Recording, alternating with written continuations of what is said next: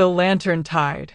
You arrive at the bay the way all invited guests do, by the path that only appears when the day is fully finished. The last hill is behind you now, and the grass has gone soft and cool underfoot, and the air has that washed, mineral sweetness it only carries after sundown by the sea. You can set everything down here. The path knows the weight of what you have carried today, and it has already begun, gently, to take it from you. You have come for a reason tonight, and it is a lovely one. Once a year, on the night the tide runs warmest, the people of this nameless bay light their paper lanterns and set them drifting out on the dark water. Every lantern carries a small wish for somebody else, never for oneself, and this year, for the first time, a lantern has been made for you. The tidekeeper sent word up the coast. Your lantern is ready, and a boat has been saved for you, and if you come down to the bay tonight, you may set it on the water with your own hands. So you follow the path down through the dune grass, and the bay opens below you like a held breath being let go. The water is dark and utterly calm, a sheet of black glass curved between two headlands, and across it, in slow constellations, drift hundreds of paper lanterns. Each one is a soft globe of amber light, small as a cupped hand, and together they move on the tide in long lazy rivers of gold. The sound that rises from the bay is barely a sound at all. The faint creak of paper, the lap of warm water on wet sand, and somewhere, far off, a low bell swinging in no hurry whatsoever. At the foot of the path, where the sand begins, a figure is waiting for you with a lantern held low so its light will not startle your eyes. She is the tidekeeper, and she is old the way lighthouses are old, weathered and certain and kind. Her coat is the gray of sea fog with deep pockets that clink softly with shells, and her face, when she lifts the lantern just a little, is all warm creases and welcome. There you are, she says, in a voice with the tide in it, slow and even and impossible to worry near. You walked at just the right pace. The water is only now getting warm. She turns and leads you along the sand, and you fall in beside her, and your footsteps and hers make the only prints on the whole long beach. Every lantern out there is a wish for somebody else, she tells you as you walk, nodding at the drifting gold. That one, just leaving the shallows, is from the baker to her brother far inland. That one, riding low, is from a boy to his dog, who is old now and sleeps most of the day. The tide takes them out and around the headland, and nobody follows to see where they go. That is the point of it. A wish you follow is a worry. A wish you let go of is a lantern. She glances at you, and her eyes crease. Yours is at the boathouse. We saved you the blue boat. The boathouse leans at the edge of the sand on legs of salt-silvered wood, and its windows are lit the color of honey. Inside, the air smells of cedar shavings, candle wax, and rope. Coils of line hang on pegs worn smooth by 100 years of hands. A workbench runs the length of one wall, and on it, in a neat patient row, sit the last unlit lanterns of the night, each one folded from thick cream paper the way a ship's sail is folded, with a small wax light waiting inside. And at the end of the row, set apart on a square of blue cloth, is yours. It is not grander than the others, and that is what makes your chest go warm when you see it. It is exactly like every other lantern of the bay, the same folded paper, the same little light, except that someone has pressed a single dried flower into the paper while it was still wet, so that when the lantern glows, the flower will show through like a small dark star. The whole bay made it, the tidekeeper says, as though it were nothing. A fold here, a fold there, over the year. It is how we say that you belong here, whenever you should choose to come. She picks it up and sets it in your hands. It weighs almost nothing. It weighs about as much as being welcome somewhere weighs, which is to say, nothing at all and also a great deal. The blue boat waits at the end of the little dock, nodding on the calm water like a patient animal. The tidekeeper steps in first and steadies it with the ease of 10,000 such steps, and you step down after her, and the boat receives you with a low wooden sound of agreement. She hands you a blanket the color of embers for your knees, because the night is mild, but the water carries a coolness, and then she takes up the oars. She rows the way she talks, slow and even, no splash, no hurry. The dock slides away behind you. The shore becomes a soft, dark line stitched with the honey lights of the boathouse and the village above, and all around you now, near enough to touch, the lanterns of the bay ride the tide. Up close they are even lovelier. The paper of each one glows not evenly, but in soft moving patches, as the little light inside sways, and each lantern turns very slowly as it drifts, as though showing the night every side of itself. One passes within an oar's length of the boat, turning, and inside its glow you can see the shadow of pressed leaves, someone's wish made of autumn. The tidekeeper rests on the oars a moment and lets the boat glide, and the lanterns part around the bow with the smallest hushing sound, gold sliding by on black glass, and you lean back and simply watch it happen. This river of quiet light going out to sea with everyone's gentleness aboard. Presently a shape slides out of the dark ahead, low and long, and resolves into a raft moored among the lantern rivers, with a single figure aboard working by the light of a storm lamp. The tidekeeper angles the boat toward it without being asked, the way people do who have made this same small visit 1,000 times. The figure on the raft is a young man with rolled sleeves and paper dust on his forearms, and spread before him on the raft's worn boards is a small infirmary of lanterns, one with a torn panel, one gone lopsided, one whose little light has drowned in its own wax. He is the lantern mender, the tidekeeper tells you, and on this one night of the year, he anchors out here in the middle of the gold, so that no wish has to make it around the headland wounded. You watch him work while the two of them trade the day's small news in low voices. He is not quick and he is not slow. He lifts the torn lantern to his lamp, finds the tear the way you would find a splinter in a child's hand, and lays over it a leaf of fresh paper no bigger than a thumbnail, smoothing it down with a round white stone that fits his palm as though it grew there. The mended lantern goes back on the water. It wobbles once, finds its balance, glows the tiniest bit brighter where the new paper is, and sets off after its fellows, carrying its patch the way a boat carries a new plank, part of the story now, not a flaw in it.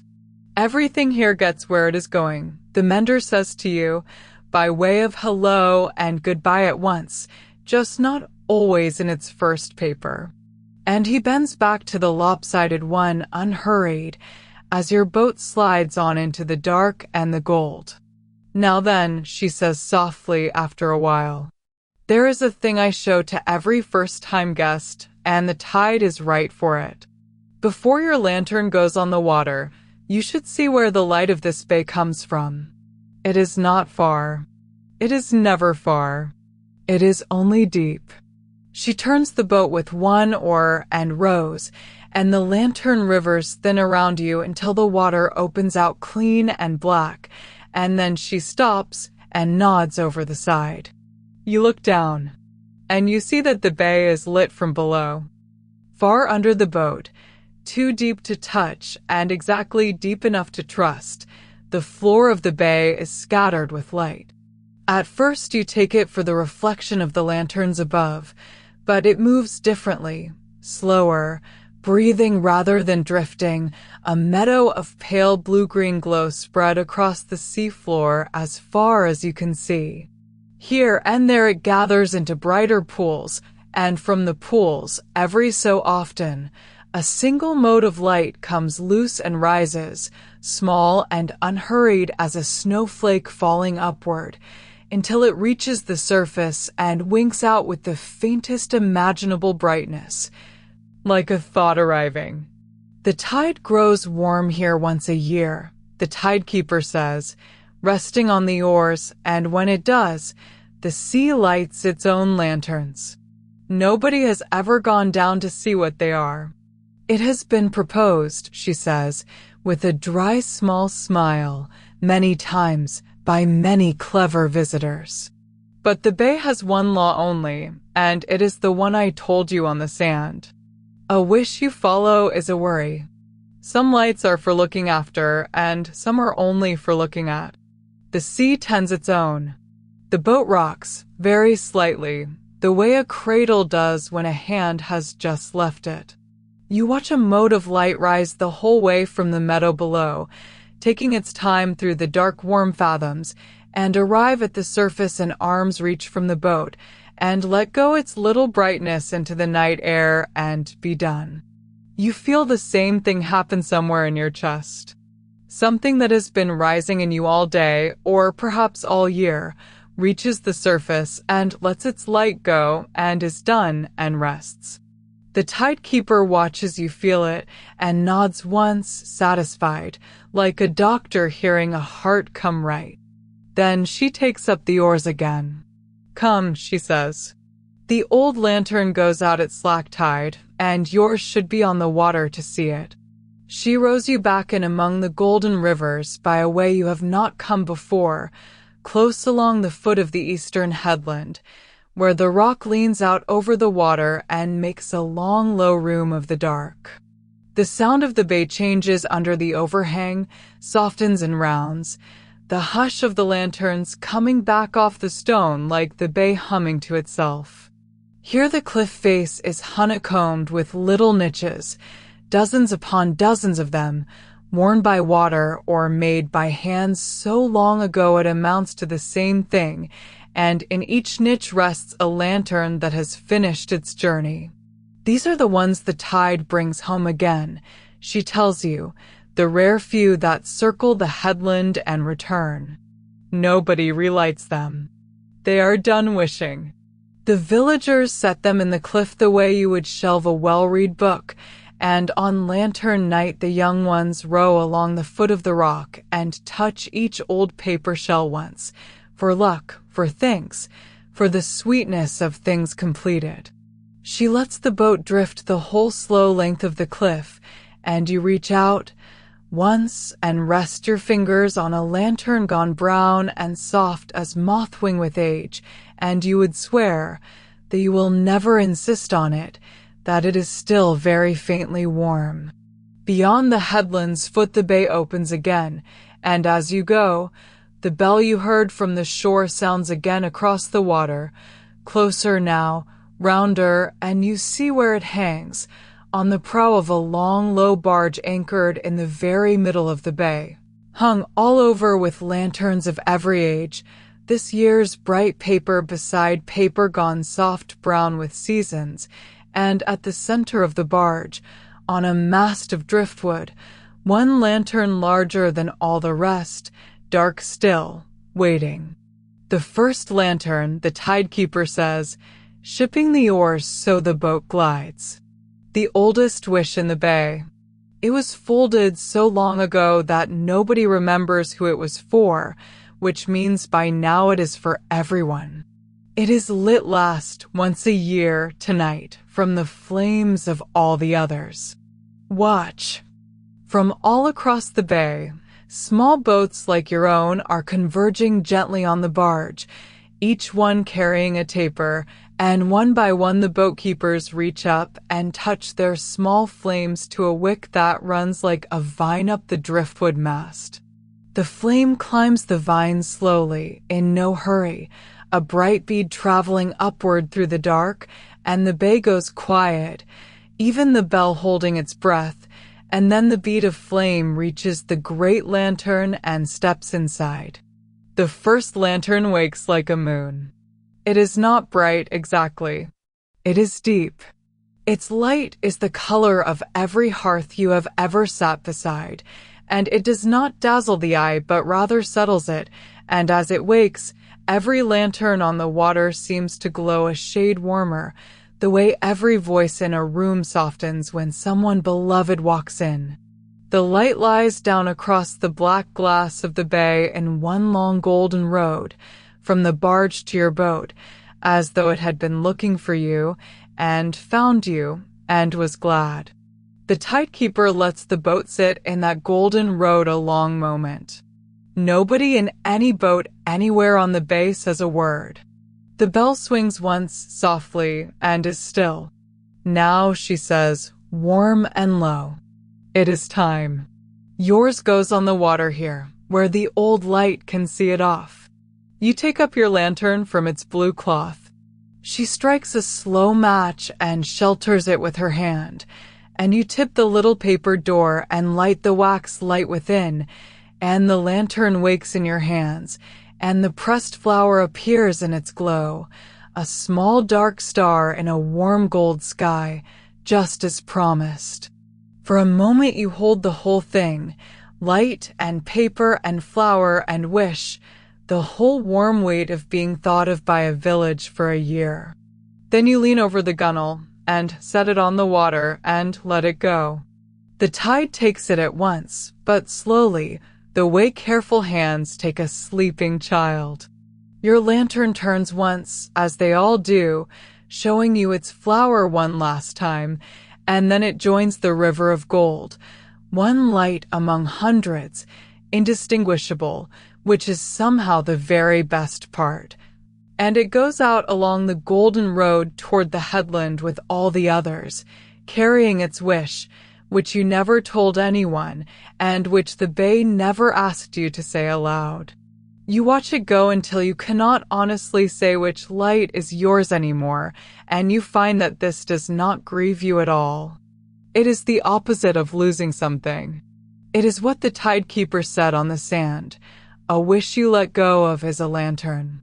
Your shoulders, which have been quietly holding a day, a week, a year, let something go, and it rides out over the dark water with the rest of the gold, and the sea below tends its slow blue meadow. And the first lantern burns on the barge like a hearth for the whole night to sit beside. The tidekeeper rows you home the long way, along the edge of the golden river, and neither of you speaks, because there is nothing that needs carrying between you. The oars dip and rise. The lanterns hush past.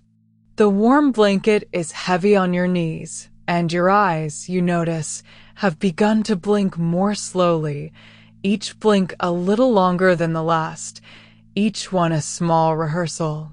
On the way in you pass close by the village where it comes down to the waterline, and it is putting itself to bed as you glide by. Lamps go out in upper windows one by one, unhurried, like a song being ended verse by verse. Someone calls a soft goodnight across a lane, and someone answers it, and a door closes on the sound with a kindly wooden thump. Down on the last jetty, an old man sits with a sleeping grandchild against his shoulder, watching the gold go out along the water, in no hurry to carry her in, and he lifts 2 fingers to the tidekeeper as you pass, and she lifts 2 fingers back.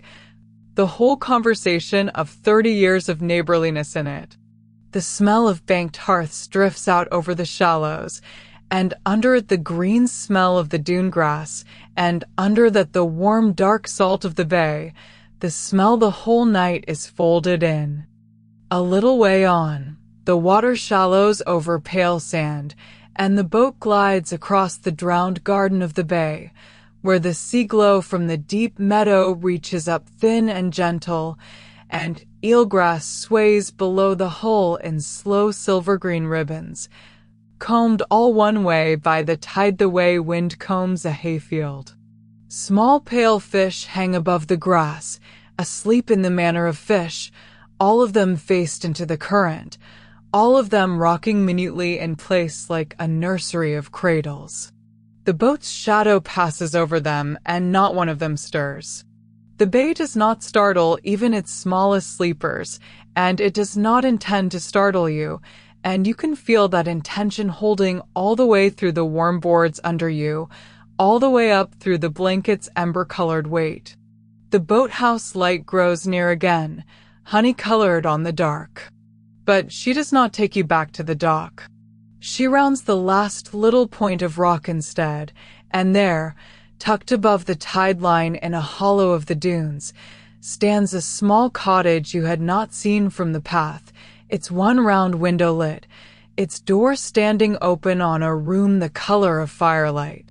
"Guests of the lantern night stay the night," she says, in a voice that has ended 1,000 evenings, and the bay does its best sleeping work on those it likes. Go on. The bed is made. It has been made for days. The boat noses into the shallows of a tiny cove, and you step out onto sand still faintly warm from the vanished day, and wade the last soft steps, and the water around your ankles is as warm as the blankets it is sending you toward. The cottage takes you in the way the path took you in, and the boat took you in, as though you had been expected not just tonight, but always. There is a chair by a small driftwood fire settled down to embers.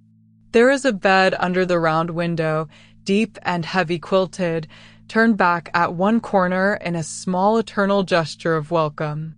On the sill of the window someone has set a paper lantern of your own, unlit, folded from cream paper with a dried flower pressed in its side, so that you will remember, whenever you look at it, that you have one waiting here every year, forever.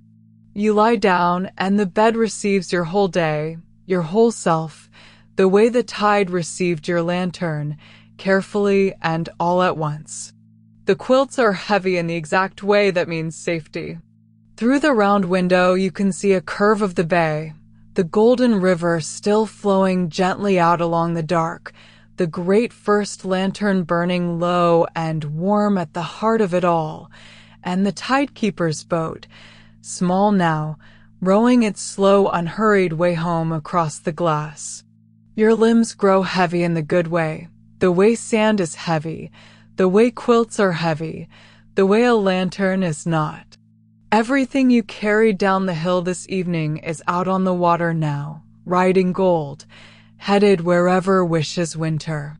The bell on the barge sounds once more across the bay, so soft now it might only be the memory of the bell, and the embers in the little fire settle with a sound like the house getting comfortable, and the warm dark of the cottage gathers you up close. The lanterns will drift all night. The sea will tend its blue meadow below the boats. The first lantern will burn until morning, old and deep and glad, keeping its light on the water like a hand kept on a sleeping shoulder, and the tide, which is the slowest and gentlest of all keepers, will go on breathing beneath everything, out and in, out and in, out and in. And whenever you should want it, in any season, on any night at all, the path over the last hill will be there, and the bay will open below you like a held breath let go, and there will be a lantern with your flower in it, and the blue boat, and the tidekeeper lifting her light at the foot of the path, saying there you are, you walked at just the right pace. The bay keeps a light for you now. It always will. You can sleep and let the water carry it and rest here as long as you like.